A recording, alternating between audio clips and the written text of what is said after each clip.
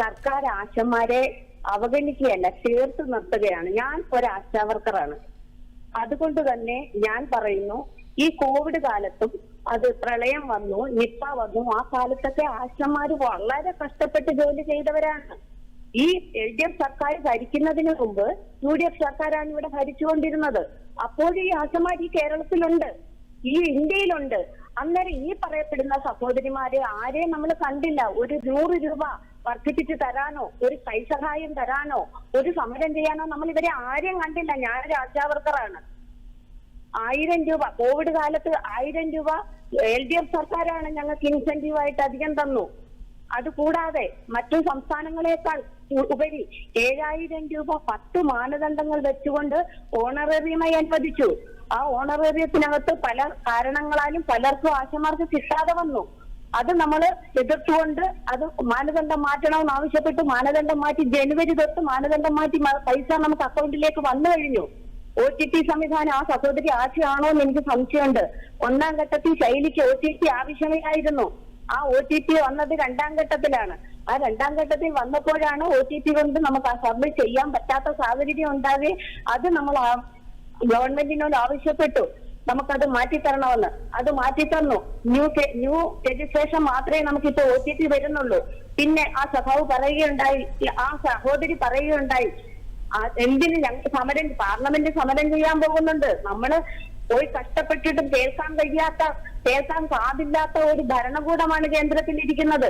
കേന്ദ്ര സർക്കാരിന്റെ പ്രോജക്റ്റായ national health മിഷനാണ് ആശമാരെ വിന്യസിപ്പിച്ചിരിക്കുന്നത്.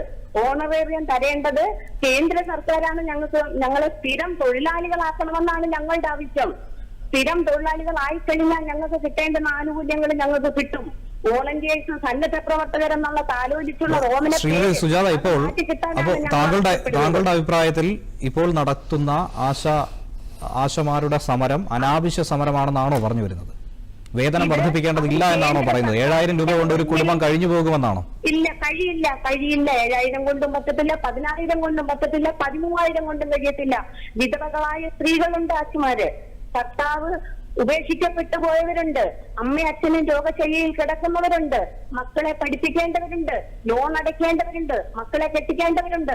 അവർക്കൊന്നും ഈ വരുമാനം കൊണ്ട് പറ്റില്ല. അതുകൊണ്ട് ജീവിക്കാൻ കഴിയില്ല. പക്ഷേ നമുക്ക് ഓണറേറിയം എന്ന നിലയിൽ കേരള സർക്കാർ നമുക്ക് തരുന്നുണ്ട് 7000 രൂപ.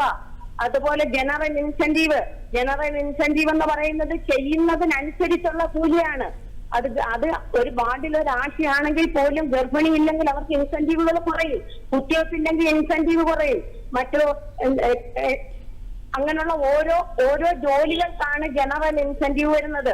പിന്നെ ഫിക്സഡ് ഇൻസെന്റീവ് 2000 ആയിരുന്നു, ഇപ്പം അത് 3000 ആക്കിയിട്ടുണ്ട്. അതും ഓരോ കാരണങ്ങൾ പറഞ്ഞില്ലാതാവാം.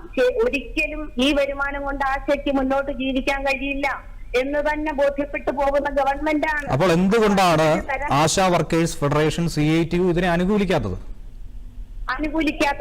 ഈ സമരം കേന്ദ്ര സർക്കാർ സ്ഥാപനത്തിന്റെ മുൻപിലായിരുന്നെങ്കിൽ ഞങ്ങളും പോയേനെ ഈ സമരത്തിന്. കാരണം സെക്രട്ടേറിയറ്റ് ആയതുകൊണ്ടാണോ അനുകൂലിക്കാത്തത്?